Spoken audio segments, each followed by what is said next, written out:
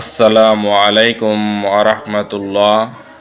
প্রিয় মুসলমান ভাই ও বোনেরা, আশা করি সকলেই ভালো আছেন। আমিও আল্লাহর রহমতে ভালো আছি। শত ব্যস্ততার মধ্য দিয়ে তারপরও আমি প্রতিদিন চেষ্টা করি আপনাদের জন্য ভিডিও দেওয়ার জন্য। তাই আমি একটা ভিডিও নিয়ে আসলাম। আজকের এই ভিডিওর যে আলোচ্য বিষয় হলো, আমি এর আগে যে আলোচনা করেছিলাম ৬ নম্বর বয়ানে যে ৬টি গুণ এবং ৬টি গুণের উদ্দেশ্য, লাভ এবং হাসিল করার তরিকা সম্পূর্ণ আলোচনা করেছি। আজকে আমি ৬ নম্বর বয়ানের এই ৬টি গুণের আমি রিভিউ আবার আমি পুনরায় আলোচনা করব।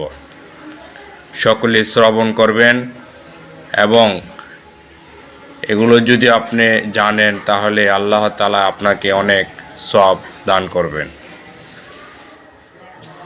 প্রথমে ৬ নম্বর গুণের মধ্যে রয়েছে যে কালিমা লা ইলাহা ইল্লাল্লাহু মুহাম্মাদুর রাসূলুল্লাহ। আল্লাহ ছাড়া কোনো মাবুদ নেই, হযরত মুহাম্মদ সাল্লাল্লাহু আলাইহি সাল্লাম আল্লাহর প্রেরিত রাসূল।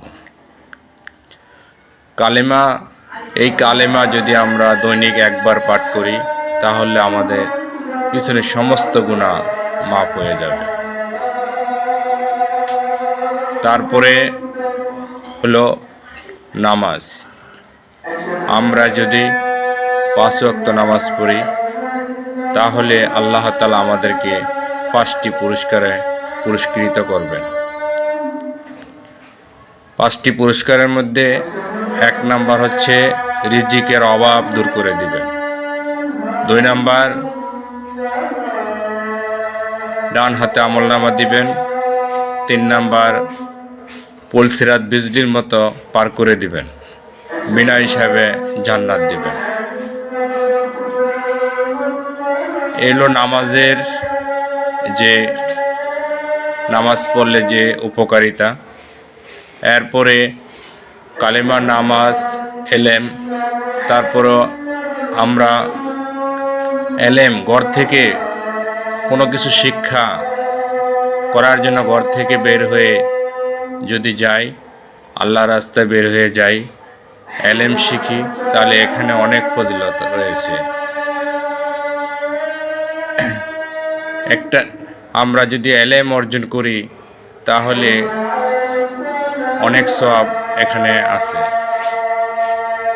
এরপর জিকির, আমরা যদি জিকির করি, বলা হয়েছে যে যদি আমরা জিকির করতে করতে জিহ্বা তরতাজা রাখি, কাল হাসরের দিন হাসতে হাসতে সে জান্নাতে যাবে। সুবহানাল্লাহ। আর এই জিকির আমরা সাধারণত দুইভাবে করতে পারি।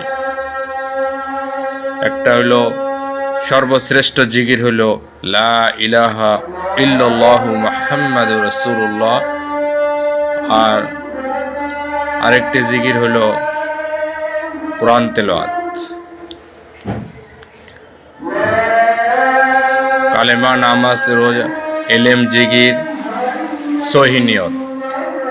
তারপরে এখানে বলা হয়েছে যে সহিহ নিয়ত, যদি আমি যে কোনো কাজ করি, যদি নিয়ত আমার সহিহ হয়, ভালো হয়, তাহলে অবশ্যই আমি সেই কাজে সফলতা অর্জন করতে পারবো।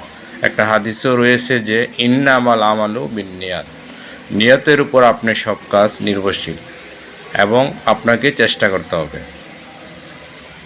এরপরে দাওয়াত ও তাবলীগ।